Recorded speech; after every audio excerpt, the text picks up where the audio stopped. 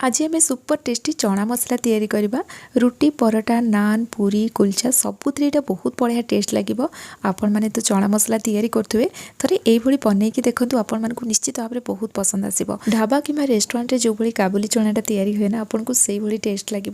एमती भी आम काबुली चना को बहुत डिफरेंट टाइप तैयारी करता तो ये बना तो आपण मानक बहुत पसंद आसो। वीडियो को एंड जाए देखिए। वीडियो भल लगे लाइक करेंगे शेयर करेंगे चैनल नुआ थे सब्सक्राइब करने फेसबुक पेज देखुले निश्चित भाव में फॉलो करनी। चलो तो स्टार्ट करें आज रेसिपी। ये मो काबुली चना कि काबुली सोला काबुली बुट आपड़ यहाँ कौन कहते मत कमेंट सेक्शन में जनइबे। या 8 घंटा है बतुरे देती और ये बहुत बढ़िया से बतुरी जाइए। यहाँ आम धोईकी नहीं आसवा और प्रेसर कुकर में देदेबा। जितेबाला भी यहाँ आप बतुरेबे ना 8-10 घंटा भल भाव में बतुरे देवे हेले आमर ये जो काबुली सोलाटा भल भाव में सीझब और तरकारीटा भी बहुत बढ़िया तैयारी हम। एबे आम ये गोटे तेजपत्र देदेबा छोट खंडटे डालचिनी देली 2टा लवंग अलैच मुझे आड करनी आपण मैंने गोटे अलैच देदेवे बहुत बढ़िया फ्लेवर आसो। आउ सब जिनस ना यार फ्लेवरटा भल आसो बोली आम आड कले आम पानी देदेबा आउ ये लुण हलदी मुझे भी देनी एमती ही ताको सिझापी छाड़देबा। तो पानी आम जमी आम काबुली चनाटा बुड़ीकी रस से जाए पानी देवा अधिक पानी देवानी।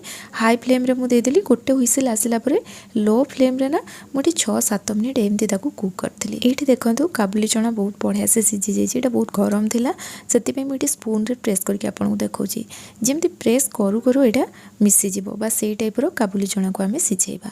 एबे आप गोटे मसला तैयारी करवा से मुझे बड़ साइज पियाज नहीं गली 6-7 पाखुड़ा ये रसुण नहीं जावा 1/2 इंच अदा नहीं जावा तो छोट छोट काटी देती 2टा कंचा लंका और ये अल्प पानी देके या ग्राइंडिंग करवा। प्रथम मुझे सुखिला ग्राइंडिंग कलापर ये अल्प पानी दे या पूरा फाइन पेस्ट करनी ये आम मसला रेडी हो गला। अधिक ये पानी दबानी जस्ट गोटे 2 चामच पानी देले ये बहुत बढ़िया से ग्राइंडिंग हो।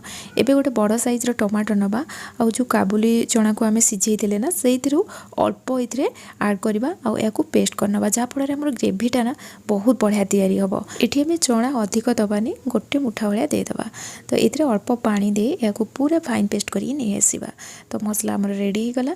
एपटे कड़ई गरम कर नहीं एबे आम ये तेल आड करवा। ये मुझे रिफाइन तेल नहीं रिफाइन तेल जगह आप सोरिष तेल नहीं पारे। प्रथम आम ये अधिक तेल दबानी कारण आगू को आम ये छुंक दबा से जिते कम तेल रे मसला को आप कषि पारे। तेल भल भाव में गरम है ये गोटे छोट चामच जीरा देदेली और जीरा को भल भाव में फुटापी छाड़देवा। जिते जीरा भल से फुटीज ये आम मसला आड करवा पियाज रसुण अदा कंचा लंका पकई जो पेस्टा बनई प्रथम ताकू आड करवा और या भल भाव में कषा। ये तरकारी को जब आप सुपर टेस्टी बनवाई चाहते यार मेन जिनस हूँ मसला को कषिबे।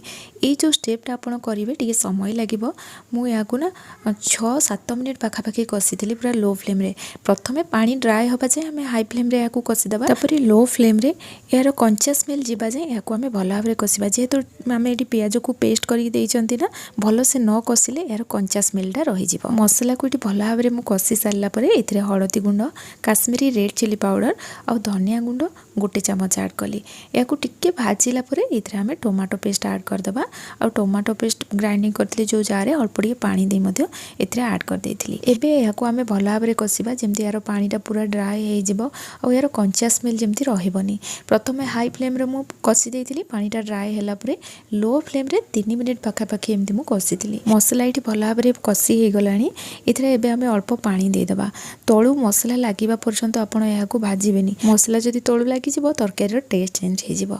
तो अल्प ये पानी दे देती आम ये कसूरी मेथी गोटे बड़ चामच आड करवा ता सहित गोटे बड़ चामच चना मसला आड कली। आपड़ जेकोसी ब्रांड ये चना मसला नहीं पारे सब जिनस को भल भाव में मिक्स करनेली।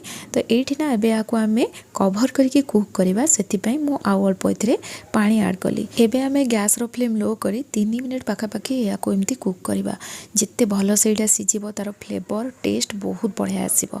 तो ये देखो मसला आमर पूरा रेडी हो गला और टिके आम कुक करवा। तो मुझे कभर करके आउ गोटे मिनिट एमती लो फ्लेम रे छाड़ देती। ये देखो मसला पूरा रेडी हो जाइए और तार बास्ना तार कलर बहुत बढ़िया आसीगला। तो एबे आम ये काबुली चना को आड करवा। काबुली चना सिझेला बेले गोटा गरम मसला आम ये पकई बाहर कर नहीं अलरेडी यार फ्लेवरटा ये पलि आसी से सब आम बाहर करना।